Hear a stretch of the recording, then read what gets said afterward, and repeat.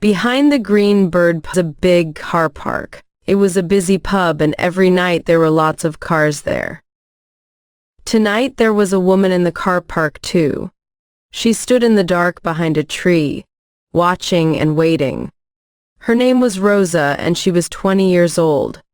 She worked in a hotel 6 days a week, but not on Mondays. On Mondays, Rosa did something different. And today was Monday. It was cold.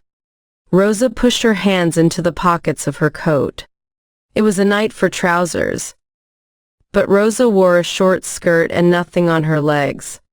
That was important. After a time, a woman came out of the pub and walked across the car park to a blue Ford car. The woman was about 50 years old and she walked slowly. She sang quietly, with a little smile on her face. She's drunk, Rosa thought, but she's going to drive. The woman got to her car and put a hand on it. She wore a long green coat and gray trousers, and she had blonde hair, very, very blonde hair. "Oh dear, my head," she said, then laughed. That hair color came out of a bottle, Rosa thought. She took a small bottle from her pocket. There was some red liquid in it and she put some of the liquid on her leg. Then she ran quickly round the car park to the blue Ford. The woman opened the car door and half flinched. Fell into the driving seat. She laughed. "Oh, Dorothy Burns," she sang. "You're drunk again." Rosa was now behind her car, crouching on the ground. When the car began to move back, she jumped to her feet and hit the car with her hand. Bang! The car stopped suddenly and Rosa fell down on the ground behind the car. She put her hand on the red liquid on her leg and quickly put some of it on the back of the car. Dorothy Burns got out of her car and walked round to the back. When she saw Rosa on the ground, her face went white. "Oh," she cried. What happened?" "My leg," Rosa said. "Oh, my leg." She began to cry. But what happened?" said Dorothy Burns. Then she saw the red liquid on Rosa's leg. "Oh, there's blood on your leg." "Yes. Because your car hit me." "That's why," Rosa said. She stopped crying and began to look angry. "I first didn't see you behind me," Dorothy Burns said. "You didn't see me because you didn't look," Rosa said angrily. She stared at the woman. "You're drunk." Dorothy Burns was suddenly very afraid. "First yes. You smell of whiskey." "I can smell it from here," Rosa said. "I'm going to call the police. Now." "Oh no, please," Dorothy Burns said. "I'm very, very sorry, but not the police. Please, listen, I can help you. I can drive you home and—" "I'm not getting in that car with you," Rosa said.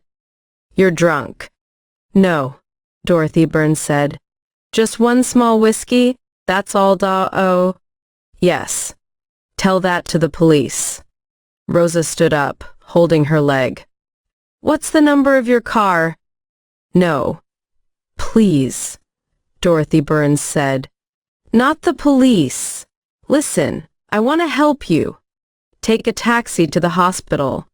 I can give you the money for it. Go to the accident." "How much money?" said Rosa. 20 pounds, Dorothy Burns said. She went down the street to her car, a small white Fiat, 10 years old. She sat in the car and waited for the woman to drive away. Then Rosa drove home. On the next 3 Monday evenings, Rosa went to 3 different pubs. She waited for a drunk or nearly drunk driver to come out. Sometimes she waited 2 hours or more. Then she took out her little bottle of red liquid, and minutes later, there was an accident. The drivers never wanted Rosa to call the police. They were always ready to give her money. Sometimes it was 50 pounds, sometimes 100. Once, a big fat man with gold teeth gave her 200 pounds. That was a very good Monday. The next Monday, Rosa found a pub in a street not far from the Green Bird. It was a very cold night, so she waited in her car.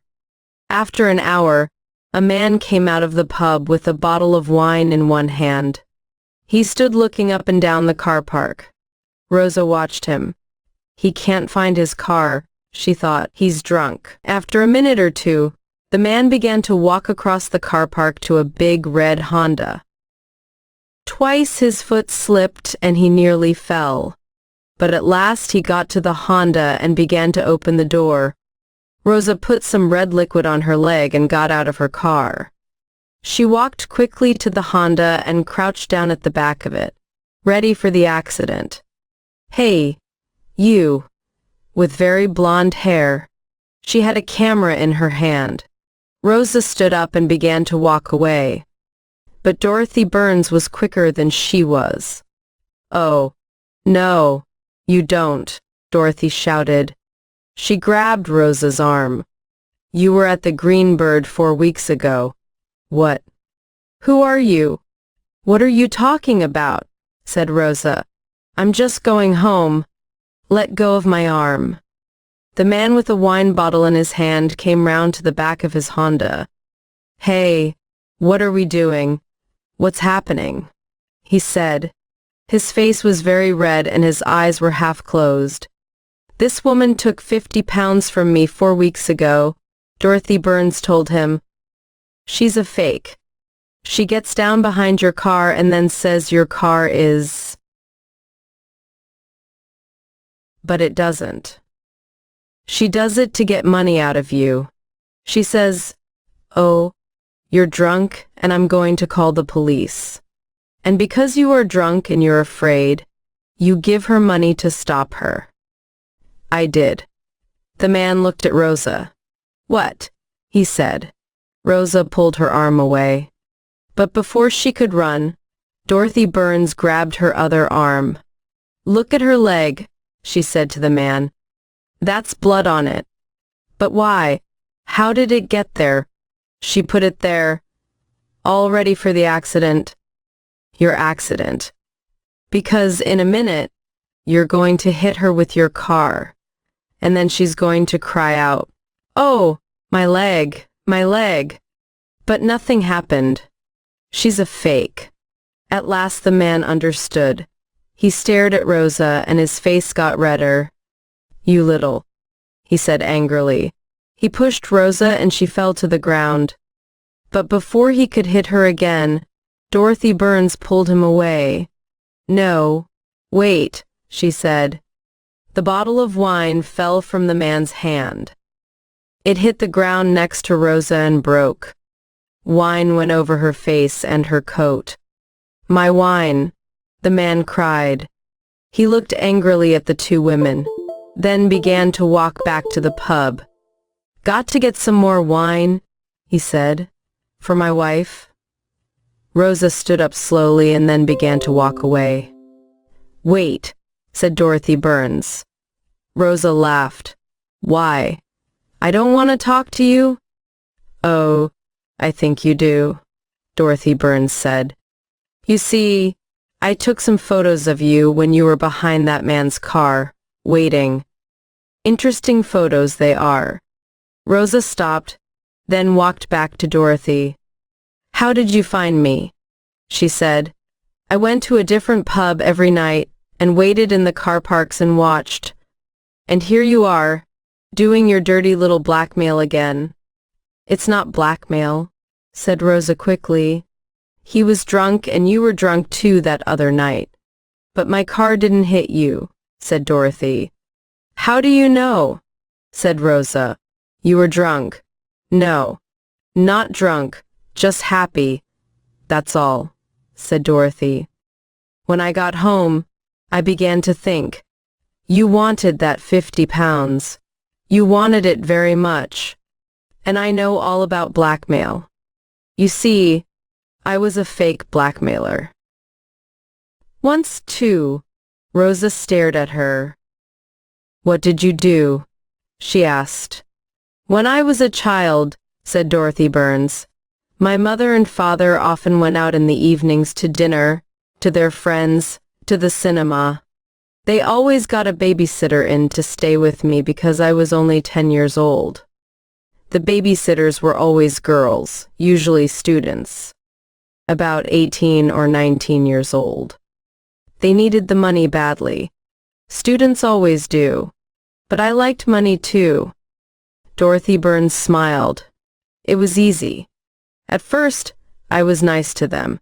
Then I said, I want half your babysitting money, or I'm going to tell Mommy about you. I'm going to say things like this. You hit me. You put very hot water on my hands.